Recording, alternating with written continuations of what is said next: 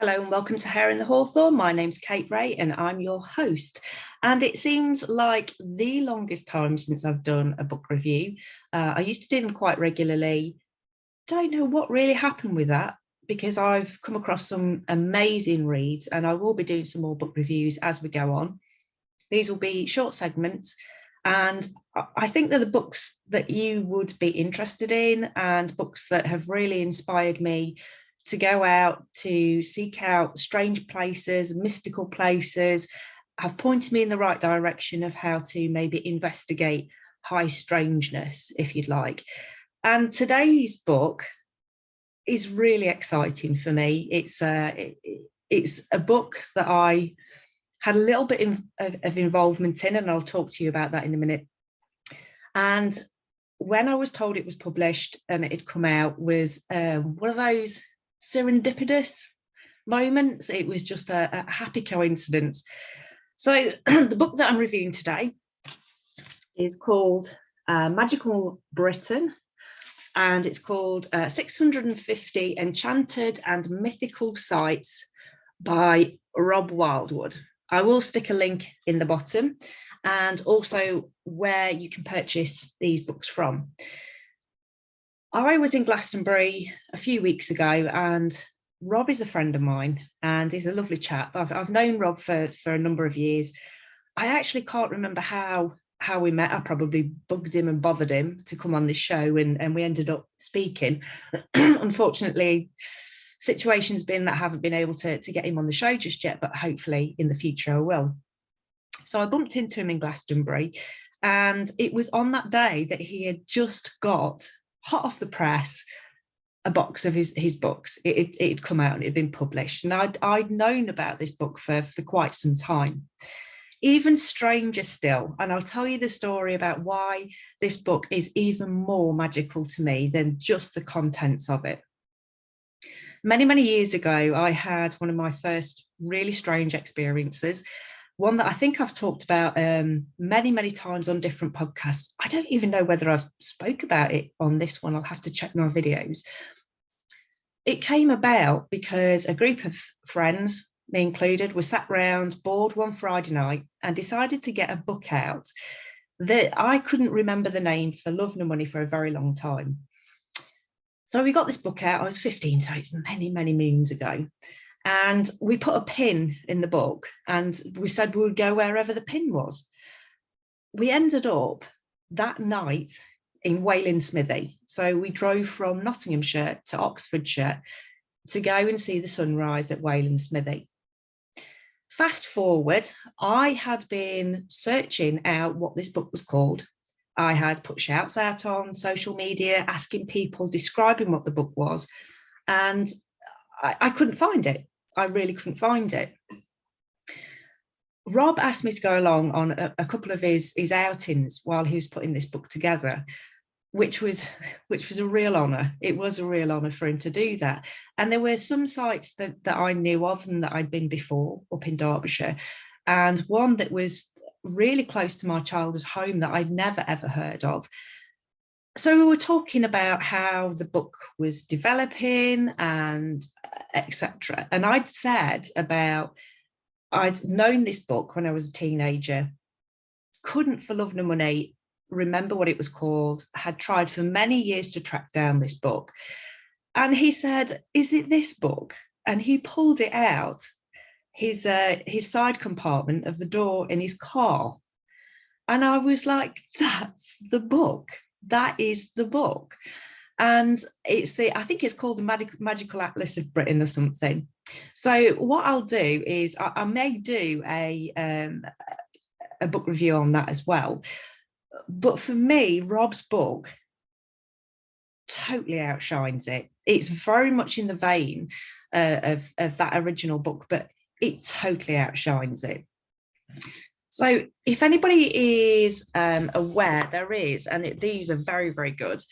So it's Wild Places series, and it's by Wild Things Publishing. I've got several of these, but this one's Wild Ruins BC, which documents dolmens, megaliths, standing stones, stone circles, etc., which if I'm going anywhere, I'll kind of have a flick through these books. I've got 2 or 3 more in the series that are local and places that I'm interested in. But they're very good companions if you're driving to somewhere that you've never been before and you just want to kind of stop off and find a place that is Neolithic, which is definitely my thing. So that kind of plays into Rob's book. So Rob's book includes these sites, but includes these sites only if they have a mystical legend, some kind of magical background. He has written books before. One of them is about fairy places. Again, I'll do a book review later on down the line about that one. This is more than just fairies. So in this book, it goes through the different areas. So we've got things like specifically West Cornwall, and it goes up and down the map in sections. So right at the very beginning, it gives you a map and it blocks it off as you would see in a normal atlas, and will give you page references to where that is. Then what happens is each section, and we'll use West Cornwall, it will document areas of myths, legends, ghosts, fairies, hobgoblins, mermaids, etc. And it will tell you a little bit about the area, a little bit about how to find it. Some of these places are particularly difficult to track down. I know that while I was out with Rob looking for 2 specific sites within Derbyshire that my legs burnt that day, let me tell you. We went to a place and as we were trying to find it, we were up and down sheep scree tracks at the side of what for me was a mountainside, and my legs ached for many days afterwards. So these are places that are not particularly accessible just off the road, although there is many in there that are quite easily accessible. Rob has really made it his mission to find these places that are perhaps forgotten to a lot of us, and are giving them access to people again, and I think only rightly so. So we've got sacred wells, we've got sites of ritual, sites of, let's have a look what else we've got in here. So there is, let me just go through bits of it. So there's obviously the content page, which goes through things like animated stones, portals and entrances to other worlds, fairies, pixies, mermaids and ocean spirits, hobs, brownies and other house spirits, Merlin, Arthurian legends, Celtic saints, Norse and Anglo mythology, the wild hunt, dragons, etc. And it keeps going on and on and on, which is really exciting. This is the breakdown of the country in the sections, and then those sections are subsequent chapters. I mean, for me, as a flick through, it makes me really excited to go to these places. And each of them have got little icons. I don't know how well you can see that, little icons at the top that will give you an indication of what kind of myth or legend you're going to be looking at when you get there. The photographs, let me tell you, the photographs are stunning, absolutely stunning.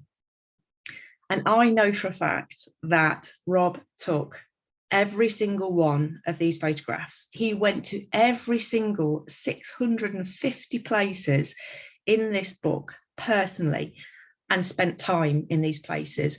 This is not just something that's lifted on an academic level and put in a book and collated in a book.